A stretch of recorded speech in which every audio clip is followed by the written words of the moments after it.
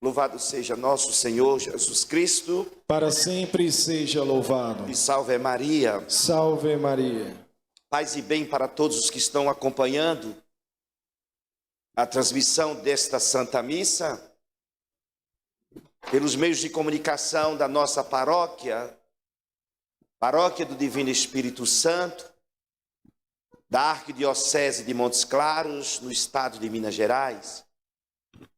Queridos irmãos, queridas irmãs, em nosso Senhor Jesus Cristo, a Igreja de Deus está refletindo no dia de hoje essa linda passagem do Evangelho de São Marcos, no capítulo 9, versículos de 38 a 48, onde revela uma atitude do discípulo amado, juntamente com outros discípulos, diante de um homem que ouviu falar de Jesus. Ouviu falar que o nome de Jesus tem força, tem poder. Mas este homem não era do grupo de Jesus. Esse homem não caminhava com Jesus. E descobrindo o poder do nome de Jesus, ele exorcizava os espíritos das trevas, os demônios, em nome de Jesus Cristo. O apóstolo João, juntamente com os outros discípulos, proíbem que este homem pratique o bem em nome de Jesus e acha que está correto, acha que está certo. Certamente movido pelo ciúme.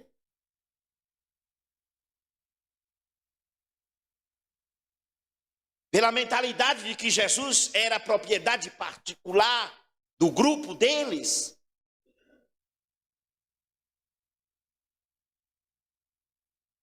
Pensando que Jesus era exclusivamente deles.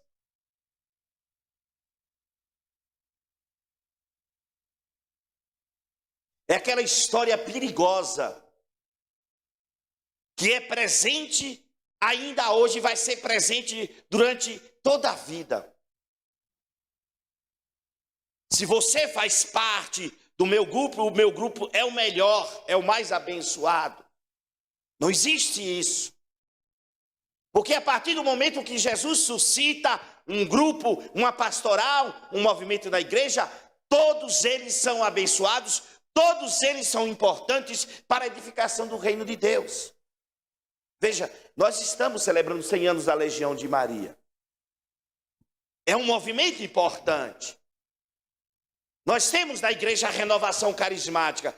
É um movimento importante. Nós temos na igreja a pastoral da saúde. É uma pastoral importante. Nós temos na igreja a pastoral do dízimo. É uma pastoral importante. Diante de Deus tem o mesmo valor. Agora, claro, cada um entra no grupo, no movimento da pastoral, com o qual se identifica melhor. Sempre com o intuito de servir a Deus e servir a comunidade. E jamais o sentimento de achar que o seu grupo é mais importante do que o outro deve imperar, deve prevalecer. Porque o mais importante não são os grupos, não são os membros. O mais importante é Jesus, que nos dá a oportunidade de servir a Ele, servir aos irmãos, participando de um grupo, de um movimento, de uma pastoral. Essa mentalidade está presente nessas igrejas fundadas pelos homens, que exercem uma persuasão, uma coação sobre as pessoas, mandando levantar o braço, como se o gesto de levantar o braço fosse aceitar Jesus na própria vida de fato. Ou então, venha para a minha igreja, porque senão você não vai ser salvo. É uma agressão à palavra de Deus e é querer reduzir Jesus a quatro paredes, é querer que Jesus seja propriedade particular deste ou daquele grupo. Jesus é maior, inclusive, do que a igreja que ele fundou, a Igreja Católica. A igreja foi criada por Jesus para ser o espaço do exercício da salvação, para ser o espaço do exercício da fraternidade, para ser o espaço do exercício da prática do bem. Mas quem não participa da igreja e faz o bem lá fora está somando com Jesus. E se tiver boa intenção, boa fé, mais cedo ou mais tarde, vem para a igreja de Jesus. Olha o que é que João faz. Proíbe um homem que está proclamando o nome de Jesus para afugentar os demônios, os espíritos das trevas. E, desculpa a expressão, crente que estava abafando, diz: Senhor, nós encontramos um homem que não faz parte do nosso grupo, que não caminha conosco, expulsando demônio em seu nome, e nós proibimos. Jesus, nada disso. Não proíbam. Proibir o ser humano a praticar o bem, porque não faz parte do grupo, porque não caminha com Jesus, porque não está na igreja. E Jesus explica por que não se deve proibir. Porque quem faz o bem soma com Jesus, está do lado de Jesus. Mesmo que não esteja na igreja, deveria estar, é o ideal que esteja.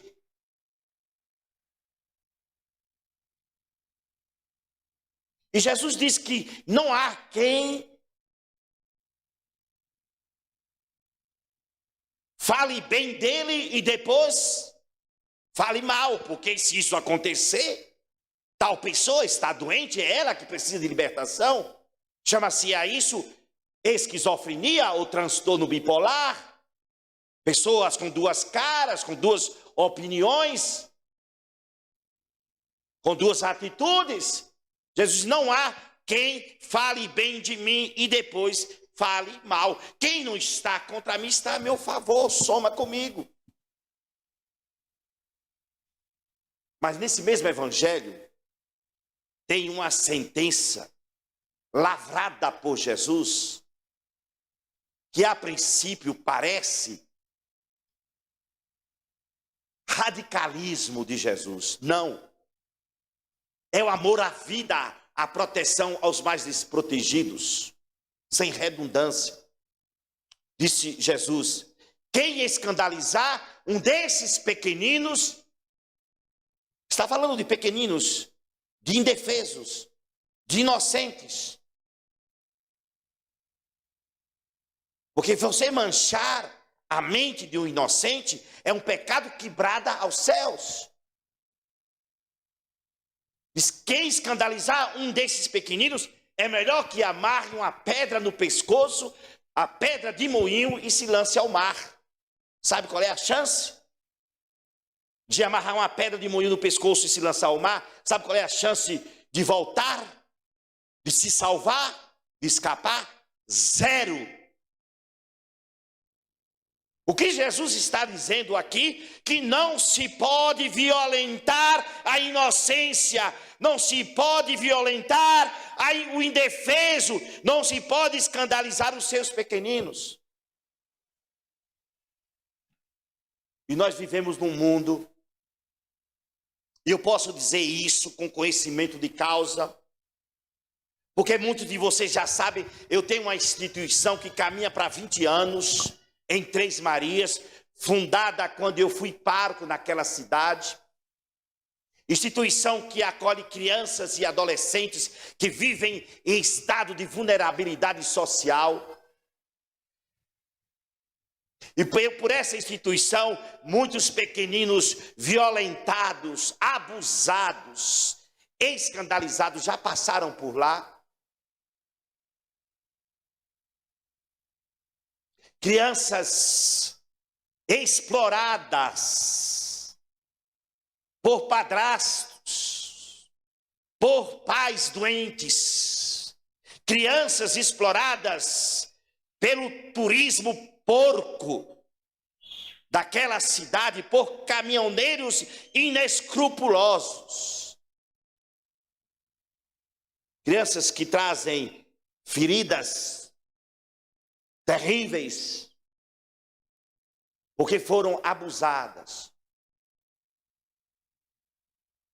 E o que Jesus está dizendo aqui, para que nós entendamos que a pedofilia não é só crime, mas é um dos piores pecados que atormenta a humanidade, que brada o céu.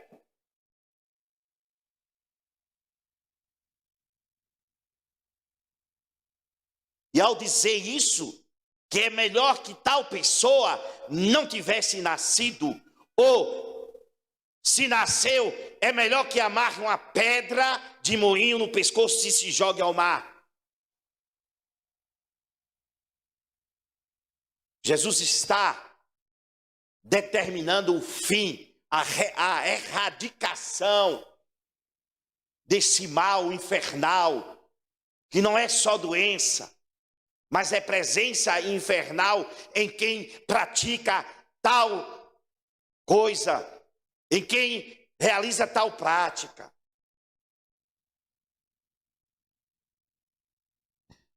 E Jesus diz que lá no céu, os anjos da guarda desses pequeninos contemplam a face de Deus.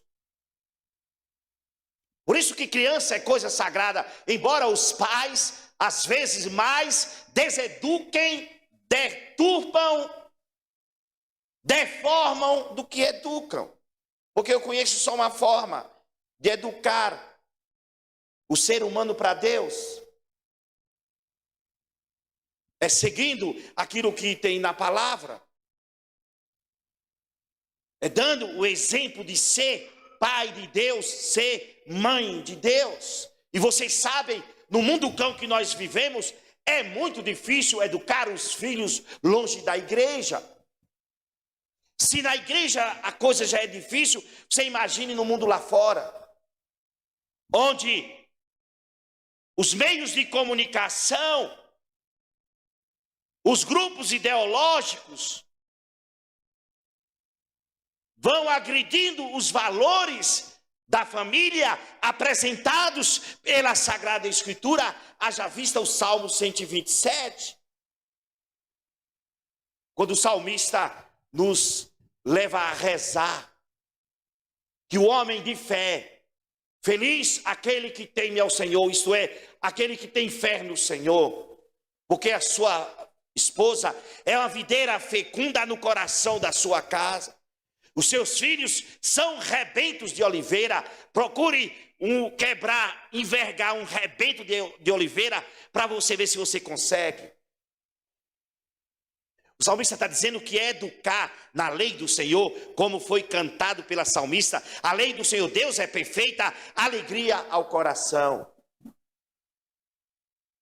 Por isso, queridos irmãos e irmãs, a igreja apresenta São José e Nossa Senhora como modelo de casal, São José, Nossa Senhora e Jesus como modelo de família. Porque você nunca vê na Bíblia, você nunca vai encontrar na história de São José, ele deixando o seu filho à toa, Nossa Senhora deixando o seu filho à toa. Muito pelo contrário, tudo aquilo que Jesus aprendeu até que ele tivesse a iniciativa de buscar a própria vocação ou a própria formação, o próprio conhecimento de Deus por si mesmo, tudo o que ele aprendeu como criança, toda a educação vem do pai José, vem da mãe Maria. E eu já falei aqui na missa, nas comunidades, que o primeiro catequista, o primeiro educador do filho, da filha, é o pai e é a mãe. O primeiro modelo do filho é o pai. Do filho, da filha, é o pai e a mãe. E a educação, ela acontece com mais profundidade, com mais eficiência, pelo exemplo, pelo testemunho. Pai desorientado, filho estabanado. Mãe desorientada, filha desorientada, estabanada. Por que nós refletimos em São Lucas capítulo 2, aquela experiência de José e Maria, voltando de Jerusalém, do templo? O menino tinha 12 anos já, e de repente, talvez, por confiar, por segurança, José percebe que o menino não está ali mais perto dele. Maria percebe que o menino não está ali mais perto da saia dela. E pergunta um ao outro sem se acusarem, porque esse também é um mal que deforma o filho.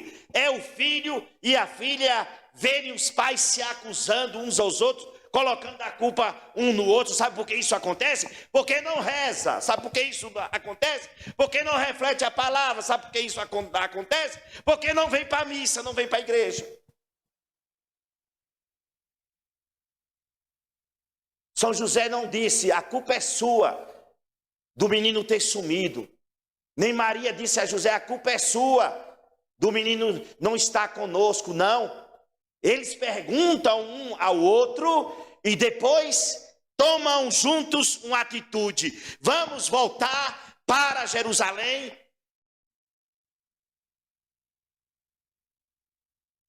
Onde nós levamos o menino. E claro, São José era de carne e osso. Nossa Senhora é de carne e osso, muito embora seja cheia da graça. Instintivamente, porque é assim que faz o pai, é assim que faz a mãe. Vão buscar o filho em lugares que oferecem perigo aos seus filhos. Em lugares onde vocês jamais desejariam que seus filhos estivessem. Aconteceu com Maria, aconteceu com São José. Passaram o dia inteiro naquele lugar, naquele ambiente. E por fim, resolvem se dirigir ao templo. Veja bem, a casa de Deus, onde desde 40 dias de nascido, Lucas capítulo 2, desde 40 dias de nascido, no 40º dia, no resguardo completado de Nossa Senhora, José e Maria foram consagrar o menino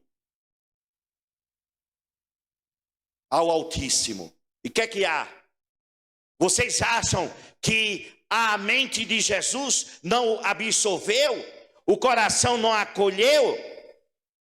As palavras sussurradas pelo profeta Simeão? Agora, Senhor, podes deixar o vosso servo partir em paz, porque os meus olhos viram a salvação. Aquilo entrou na mente, no coração e na alma de Jesus.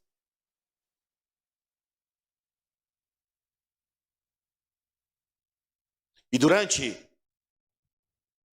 a infância, a adolescência, eles continuaram a ir em procissão, a ir ao templo em Jerusalém para participar do culto ao Altíssimo.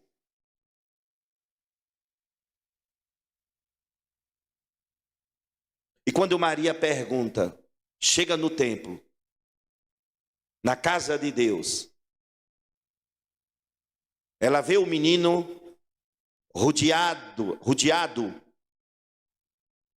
de adultos religiosos, apenas com 12 anos falando das coisas de Deus, perguntando e respondendo das coisas de Deus. Quem planta, colhe.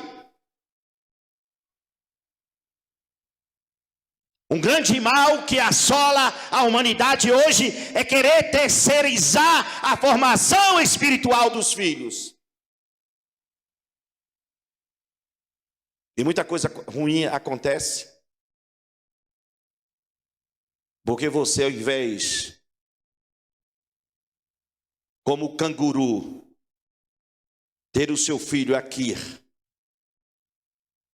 protegido, amparado, debaixo do seu olhar, você entrega os seus filhos, com algumas exceções, para serem cuidados e educados pelos outros. Não está debaixo dos seus olhos, você não sabe. Você vê cara e não vê coração. Quantos casos que nós assistimos aí na televisão de empregados que torturam, que abusam das crianças e os pais não sabem. Às vezes precisa colocar a câmera para pegar, para surpreender. Quando Maria diz a Jesus: filho, por que nos fizestes isso? Ele dá a resposta que ela precisa ouvir. Ela colhe o fruto da educação dada ao menino. José colhe o fruto da educação dada ao menino. Diz assim: vocês é que me ensinaram que eu devo cuidar das coisas de meu pai. E é exatamente por isso que Jesus deu certo. Superou todas as dificuldades. Não viveu nesse mundo buscando migalhas para preencher o seu coração.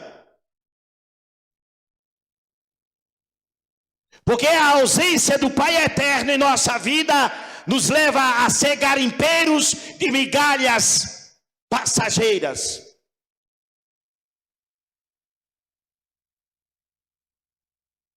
A vida toda de Jesus era ter essa intimidade, essa comunhão com o Pai. E sabe que ele é um homem de envergadura, é um homem resolvido, é um homem decidido. Porque, em primeiro lugar, tem o Pai eterno, e depois porque ele teve colo de José, e teve colo de Maria. Por isso é que ele deu certo. Terminando, meus queridos irmãos e irmãs, nós somos importantes para Deus. Por isso todo o nosso ser deve ser vigiado, digo, todos os nossos membros, para que não necessite, para que não precise cortar nenhum dos nossos membros. Porque qualquer um deles que for instrumento de pecado, diz Jesus, nada em nós pode ser instrumento do pecado, porque senão é preciso cortar para não nos perdermos. É como um câncer, um tumor maligno. Se ele se instalar, é preciso de cirurgia cortar, para que ele não domine o corpo inteiro. Assim, na vida espiritual, o meu olho deve ser vigiado, a minha boca, aquilo que eu falo, a minha mão, que não deve ser usada nem para apontar, nem para a violência. É isso que o Senhor está ensinando nesta palavra. Enfim, queridos irmãos e irmãs, aprendamos de Jesus nesse ensinamento de hoje, que Ele é Salvador de toda a humanidade. E, portanto, dentro da igreja e fora da igreja, nós somos chamados à prática do bem, porque quem faz o bem colabora com a implantação do reino de Deus, o reino que Jesus veio trazer para os homens. Louvado seja nosso Senhor Jesus Cristo. Para sempre.